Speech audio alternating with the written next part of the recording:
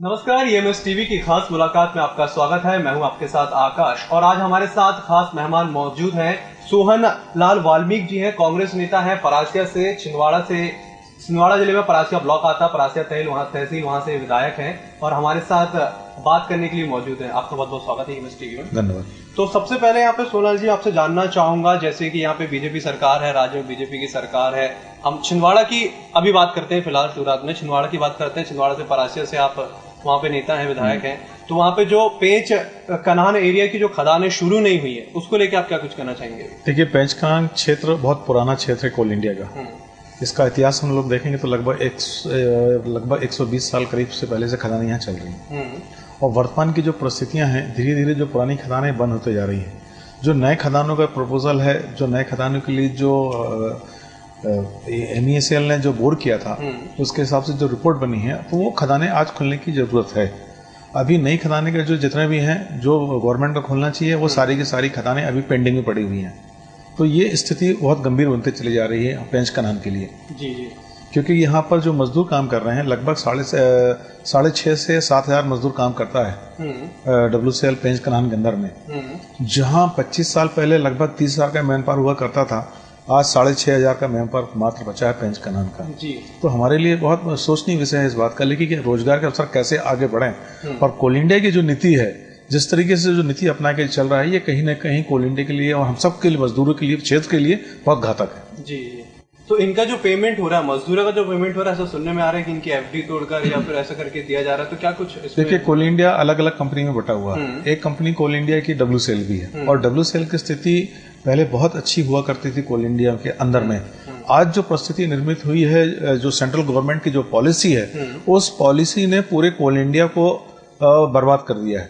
मतलब धीरे धीरे जो परिस्थितियां बन रही है, आज WCL में पहले कभी पैसों की कमी हुआ नहीं करती थी। जी। आज दुर्भाग्य से इस बात को कहना पड़ रहा है कि WCL में जो उनकी FD है, FD तोड़ के लगभग 4 महीने से मजदूरों की सैलरी हो रही है पूरे WCL के वर्करों को। जी। तो यहाँ पे घाटा क्यों हो रहा है, ये हम जानना चाहिए कि ऐसा घाटा क्यों हो रहा है? देखिए, घाटा ऐसा हो रहा है कि जब जो सेंट्रल गवर्नमेंट में भारतीय जनता पार्टी की, BJP की जो सरकार बनी है, और जो इनकी नीति है, वो नीतियों के कारण कोल इंडिया का और पूरे WCL का नुकसान हो रहा है। आज जब पूरा कोयला बाहर से आ रहा है और जो कोल इंडिया का कोयला है वो नहीं बिकेगा, और पूरा जो प्रोडक्शन हुआ है, हम लोगों ने टारगेट से ज्यादा प्रोडक्शन किया, और जब प्रोडक्शन कर दिया है और जो कोयला नहीं बिकेगा, तो यही स्थिति बनेगी। क्योंकि जो सेंट्रल गवर्नमेंट ने बाहर से कोयला ला के परचेज करके अब उद्योगों में जा रहा है। आज बहुत सारे पावर प्लांट के अंदर में देखिए, बाहर से कोयला आ रहा है, बाहर से कोयला जा रहा है। बड़े बड़े उद्योग जो हैं, सीमेंट फैक्ट्री हो चाहे स्टील फैक्ट्री हो, सारे के सारे कोयला बाहर से लाके वो लोग ले रहे हैं, क्योंकि उनको वो कोयला सस्ता पड़ रहा है। जी। तो इस स्थिति में यहाँ पे मजदूरों की संख्या तो वैसे आपने बताई कम हो गई, 6,500 हो गई। अगर यहाँ पे घाटा होता है, बंद होते हैं कोयला ब्लॉक, तो फिर मजदूरों के लिए क्या विकल्प बचेंगे? नहीं, मजदूरों की स्थिति तो खराब होगी जिस तरीके से हो रहा है। धीरे धीरे मजदूरों का अब ये होगा कि अभी जो लॉस मेकिंग माइन है, अभी जो बीच में बात हो रही है कि लॉस मेकिंग माइन को बंद करना है, कॉस्ट कटल करना है। अब कॉस्ट कटल किस में करेंगे, लॉस क्यों हो रहा है, ये सब चीजें में देखने वाली बात है। क्योंकि जो मजदूर काम करता है, मजदूर को प्लानिंग बनाता है प्रबंधक, प्लानिंग बनाता है, जो इनके पूरा डिपार्ट बना हुआ, उस प्लानिंग के तहत से खदान चलती है। और मान लीजिए खदान में प्रोडक्शन नहीं हो पा रहा है, घाटा हो रहा है, तो जो उनकी प्लानिंग गलत है। मजदूर कहाँ, मजदूर को 8 घंटा काम करना है, मजदूर 8 घंटा काम कर रहा है, उनको जो जवाबदारी दी जाती है, जिस जगह उनको जब बोला जाता है उस जगह वो काम करते हैं। अब इनकी प्लानिंग के गलत कारण के कारण यदि प्रोडक्शन नहीं हो पा रहा है या कुछ बातें नहीं बन पा रही, घाटा हो रहा है, तो इसके लिए प्रबंधन मैनेजमेंट जवाबदार है। जी। तो उसी चीज के लिए आप क्या करेंगे, वो हम जानना चाहते हैं। देखिए, हम लोग समय समय पे हम लोग संघर्ष करते हैं। क्योंकि मैं इंटेक से जुड़ा हुआ, इंटेक का प्रेसिडेंट हूँ पेंच कन्हान का, तो हम लोग ने लगातार जब भी कोई स्थिति बनती है, तो हम लोग पूरी तरीके से, पूरी ताकत के साथ में लड़ते हैं, और अभी लड़ भी रहे हैं इस मुद्दे को लेकर कि कोई भी हमारे क्षेत्र के खदानें बंद नहीं होना चाहिए। और जहां तक लॉस मेकिंग माइन है, उस लॉस मेकिंग माइन के लिए प्लान बनना चाहिए, प्लानिंग होना चाहिए कि किस तरीके से इससे उभरा जाए। खदान बंद कर देना सब्जेक्ट नहीं है, खदान बंद कर देना कोई हल नहीं है। जी, बिल्कुल। क्योंकि राष्ट्र की प्रॉपर्टी जो है, बहुत सारी कोयले के अंदर दब जाएगी, आप बंद कर दोगे तो कभी न कभी तो उसको निकालना है। तो हजारों टन कोयला टन, आप लाखों टन कोयला आप दबा दोगे, बंद कर दोगे, महंगे दोबारा निकल नहीं पाएगा। तो ये तो मैनेजमेंट की कमियां है, सरकार की कमियां, जिसके चलते हम लोग को सबको भुगतना पड़ रहा है। जी। तो इसके खिलाफ फिर आप आवाज उठा रहे हैं, इसके खिलाफ आपने बात की कुछ? बिल्कुल, हम लोग ने लगातार आवाज उठा रहे हैं। हमारी जो एक सिस्टम बना हुआ पूरे WCL के अंदर में, JCC कमेटी है, स्टीयरिंग कमेटी है, नागपुर हेडक्वार्टर तक में हम लोग इसमें चर्चा करते हैं, बात करते हैं और अपने सुझाव भी देते हैं। क्योंकि हम लोग जो मजदूर काम करता है तो हमारे मजदूरों में हमारे बहुत सारे ऐसे लोग हैं कि जो मतलब सक्षम लोग हैं कि माइन के अंदर में किस तरीके से काम होना चाहिए, तो हम उनकी पूरी टीम बनाते हैं, निरीक्षण करते हैं खदानों को समय समय पर और अपने सुझाव मैनेजमेंट को भी देते हैं। परंतु मैनेजमेंट हम लोग को सुझाव को बहुत ज्यादा ध्यान नहीं देता, क्योंकि उनका अपना इंटरेस्ट होता है, उनके अपने लोगों की प्लानिंग होती है, वो हिसाब से काम करते हैं, जिसके चलते नुकसान हो रहा है। जी, तो मतलब आप इसके खिलाफ आवाज उठा रहे हैं, आगे उठाएंगे, निरंतर उठाते रहेंगे। हम लोग का काम ही है, चूंकि हम लोग मजदूरों के साथ जुड़े हुए हैं, हम लोग का ट्रेड यूनियन चलती है, इंटक के हम अध्यक्ष हैं, तो हमारी जवाबदारी है कि मजदूरों के हित में बात करें, उद्योग के हित में बात करें, राष्ट्र के हित में बात करें। जी, और एक बात हम और बात करें छिंदवाड़ा की, परासी की, वहाँ पे भी सोयाबीन की खेती है जो अब लगातार, जैसे पहले माना जाता था छिंदवाड़ा जो क्षेत्र है सोयाबीन बहुल क्षेत्र है, लेकिन अब वहाँ पे खेती कम हो रही है, तो उसकी स्थिति यहाँ पे मतलब क्यों, ऐसा क्यों हो रहा है वहाँ पे? देखिए, धीरे धीरे सोयाबीन का भी प्रोडक्शन कम हो गया है। जो किसान खेत जब बोते था, सोयाबीन डालता था तो उसका अच्छा उत्पादन होता था, आज उत्पादन नहीं हो पा रहा है।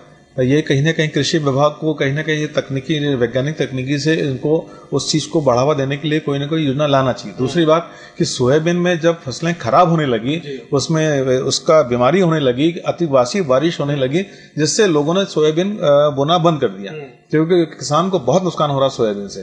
प्रोडक्शन उत्पादन हो नहीं पाता, जितनी लागत लगती है उससे कहीं ज्यादा लागत उनको नुकसान हो जाता है। तो इसके लिए आप फिर क्या प्रयास कर रहे हैं? देखिए, हम लोग ने प्रयास किया, हम लोग ने कई बार राज्य सरकार को भी हम लोग ने अपने आवेदन दिया, हमने कलेक्टर साहब से बात किया, क्योंकि पिछले बार जो फसलें खराब हुई थी सोयाबीन की, तो मेरे परासी विधानसभा क्षेत्र में पूरे क्षेत्र के अंदर में मात्र 9 लाख रुपए किसानों को मुआवजा मिला सोयाबीन खराब होने का, येलो मेजक से जो खराब हुई।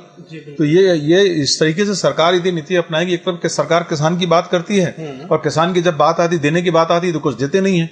तो ऐसे हालात में किसान बहुत त्रस्त है आज की तारीख। तो सीधे तौर पे आप ये बोल रहे हैं कि जो शासन है वो दोषी है, सरकार जो है वो दोषी है? एकदम राज्य सरकार दोषी है, केंद्र सरकार दोषी है, क्योंकि ये बहुत बड़ी बड़ी बात किसानों के लिए करते हैं, किसान के हित की बात करते हैं, मगर जब किसानों को देने की बात आती है, उनकी भरपाई करने की बात आती है, तो अपना पल्ला झाड़ लेते हैं। जी, और वहाँ के अगर हम युवाओं की बात करें जो भी बेरोजगार हैं, वहाँ पे जैसे आपने बताया वहाँ पे खदानों की स्थिति भी खराब है, सोयाबीन की स्थिति भी खराब है, तो फिर वहाँ के जो युवा हैं जो अभी पढ़ रहे हैं, आगे जा रहे हैं, उनके लिए फिर क्या कुछ देखने वाला? देखिए, परासी क्षेत्र के अंदर में इतने सालों के अंदर में आज तक उद्योग नहीं लगाए गए। मैंने कई बार माननीय मुख्यमंत्री जी से कहा, कई बार मैंने जो हमारी उद्योग मंत्री थी पहले यशोधरा राजे सिंधिया जी, उनसे भी मैंने आग्रह किया कि आप बहुत बड़े बड़ी मीट करते हैं, पूरे प्रदेश के अंदर में उद्योगपतियों को बुलाते हैं, मेरे क्षेत्र में भी आप उद्योग डालें, क्योंकि मेरा क्षेत्र केवला खान क्षेत्र है, केवले की कभी कमी नहीं आएगी उद्योग के लिए। और भी ऐसे कई जगह हैं जहाँ उद्योग स्थापित किया सकते हैं, परंतु कोई ध्यान नहीं दिए गए।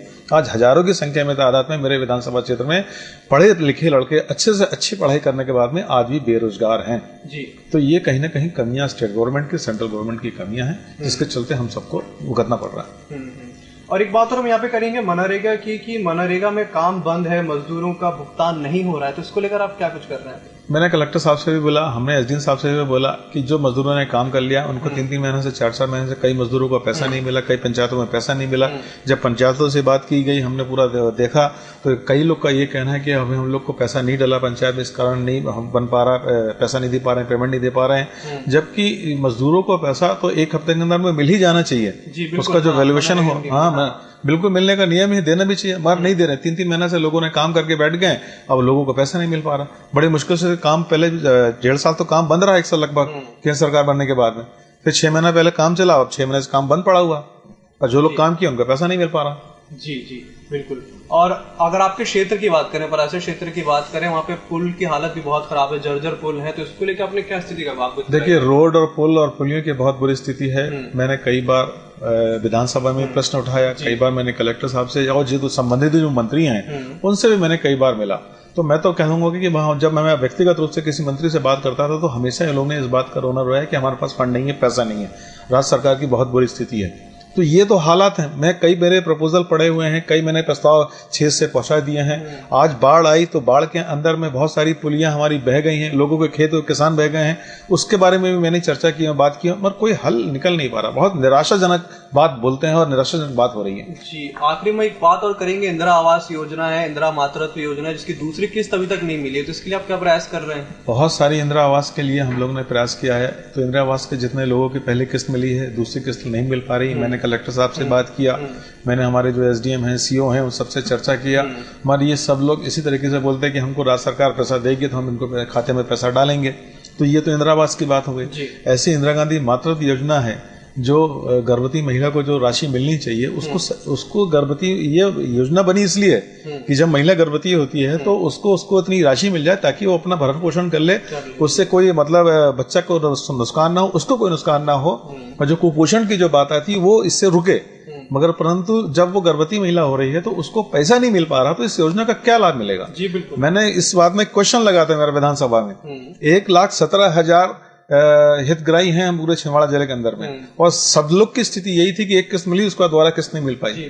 तो आज तो ये जिनको जो लोग गर्भवती महिलाएं थी, आज वो उन्होंने अब उनकी डिलीवरी हो चुकी है, प्रसूति हो चुकी है, तो अभी भी पैसा नहीं मिल रहा था, फिर इसका क्या उपयोग इस योजना का? जी, तो वही मैं जानना चाहता हूँ, इसके लिए आप आगे अब और क्या करेंगे? देखिए, हमने कलेक्टर साहब से बात किया, मैंने विधानसभा में बात किया, सबके पूरे ने कलेक्ट करके मुझे जानकारी दी, और मतलब जानकारी तो दे दी है कि 1,17,000 हितग्राही हैं, इनको इतना पैसा नहीं मिला, इतना पैसा नहीं मिला। तो ये कोई बात नहीं हुई। यदि हम लोग कोई चीज को उठा रहे हैं, कि कोई चीज का ध्यान आकर्षण कर रहे हैं सरकार को, तो उसका समस्या का निराकरण होना चाहिए। मैं समस्या का निराकरण नहीं हुआ, अभी भी पैसा रुका हुआ है। तो हमारे साथ थे परासिया से कांग्रेस नेता हैं, विधायक हैं सोहनलाल वाल्मीकि जी। इन्होंने बात की अपने क्षेत्र के बारे में, अपने क्षेत्र की समस्याओं के बारे में, बहुत अच्छे से हमसे खुलकर बातचीत की। इसी के साथ मुझे दीजिए इजाजत, नमस्कार।